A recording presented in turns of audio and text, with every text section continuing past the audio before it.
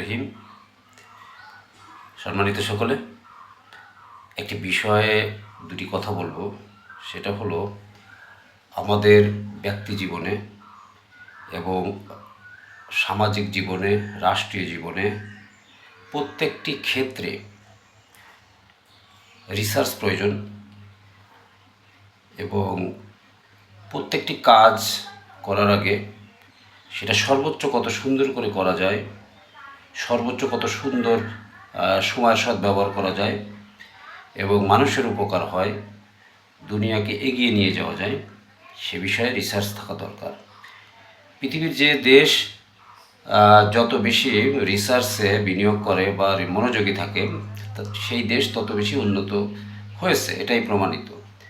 আজকে জাপান যে কারণে পৃথিবীর মধ্যে ব্র্যান্ড, সেটা হলো উন্নত প্রোডাক্ট তৈরি করার কারণে এবং তাদের যাবতীয় কর্মগুলা অনেক সূক্ষ্ম এবং সুন্দর এবং উন্নত এবং আধুনিক।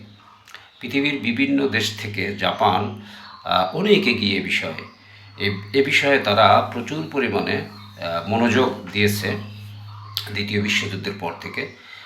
এটাতে তারা ব্র্যান্ড।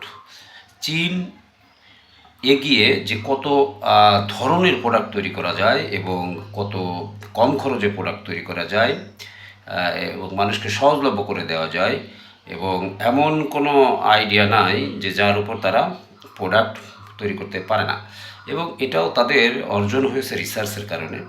আজকে পৃথিবীতে অর্থনৈতিকভাবে ডমিনেট করছে চীন। আমেরিকা তারা সারা পৃথিবীতে অপরাজনীতি এবং অপকৌশল এগুলো অ্যাপ্লাই করে তারা পৃথিবীর আজকে রাজত্ব করছে, এবং এটাও রিসার্চের কারণে সম্ভব হয়েছে। তা আমাদের বাংলাদেশে আমরা মাটিটাকে নিয়ে, আবহাওয়া জলবায়ুটাকে নিয়ে যদি রিসার্চ করি এবং এদেশের মানুষকে যদি স্কিল ম্যান পাওয়ারে রূপান্তরিত করতে পারি, তাহলে আমাদের সম্পদ হলো, আমাদের মাটি হলো সোনা এবং আমরা জনসম্পদে ভরপুর, এবং সেটি হলো কর্মক্ষম জনসম্পদ।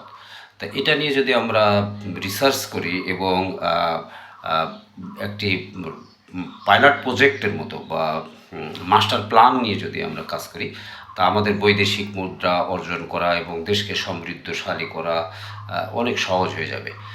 পাশাপাশি সব কাজের জন্য একটি দেশের রাজনৈতিক স্থিতিশীলতা প্রয়োজন।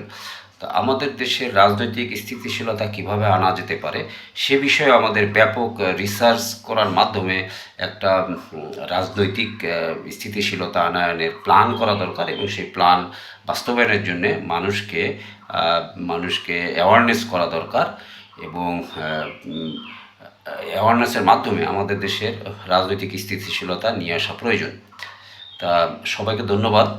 আমি অপ্রস্তুত অবস্থায় এই কথাগুলো বললাম, এর ভিতরে অনেক ভুল ত্রুটি আছে। এটা আর সাধারণত যেসব টপিকস নিয়ে কথা বলতে হয় সেগুলোর উপর বিস্তর বর্ণনা ছাড়া অনেক কথাই ভুল থেকে যায়। তা সবাইকে ধন্যবাদ ভুল ত্রুটি মার্জনার জন্যে। খোদা হাফেজ।